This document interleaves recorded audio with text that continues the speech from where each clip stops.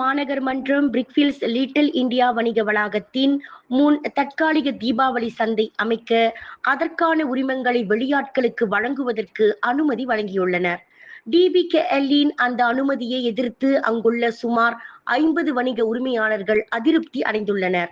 Brickfields வணிக சமூக சங்கத்தின் உறுப்பினர்களான வணிக உரிமையாளர்கள் தங்கள் கடைகளுக்கு முன்னால் வெளியாட்கள் கடைகள் அமைப்பதற்கு கடும் எதிர்ப்பு தெரிவித்தனர். வணிக உரிமையாளர்கள் முந்தைய ஆண்டுகளைப் போலவே தற்காலிக உரிமங்களுக்கு விண்ணப்பித்திருந்தனர்.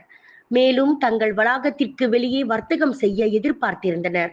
செப்டம்பர் 20 முதல் அக்டோபர் 20 வரை கடை உரிமையாளர்கள் கடைகள் அமைக்க தற்காலிக உரிமங்களை கோரி ஜூலை 21 தேதியிட்ட விண்ணப்ப கடிதத்தை பிபிசிஎஸ் சமர்ப்பித்தது என்பது குறிப்பிடத்தக்கது.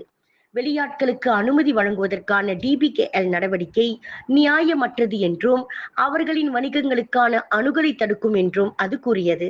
பிபிசிஎஸ் செயலாளர் டத்து குமார் கூறுகையில், இங்கு இயங்கி வரும் வணிகங்களுக்கு முன் நேரடியாக வர்த்தகம் செய்ய கடை உரிமையாளர்கள் அல்லாதவர்களுக்கு உரிமங்கள் வழங்குவது நியாயமற்றது என தெரிவித்தார்.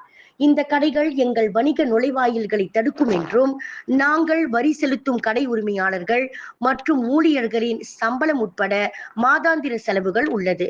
குறிப்பாக தமது வணிகத்தை நடத்துவதற்கு தாம் மாதத்திற்கு 1,50,000 ரிங்கிட் செலவிடுவதாக குமார் குறிப்பிட்டார்.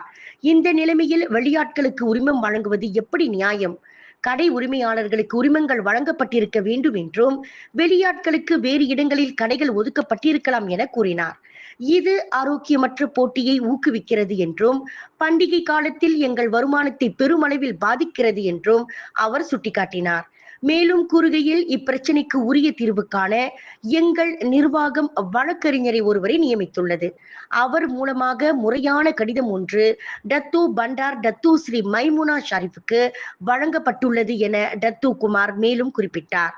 டிபிகேஎல் தரப்பிடம் நாங்கள் சிறப்பு சலுகையை கேட்கவில்லை, ஆனால் எங்கள் சொந்த கடைகளுக்கு முன்னால் செயல்படுவதற்கான உரிமையை கேட்கிறோம் என அங்குள்ள வணிக உரிமையாளர்கள் உரிமை குரல் எழுப்பியுள்ளனர்.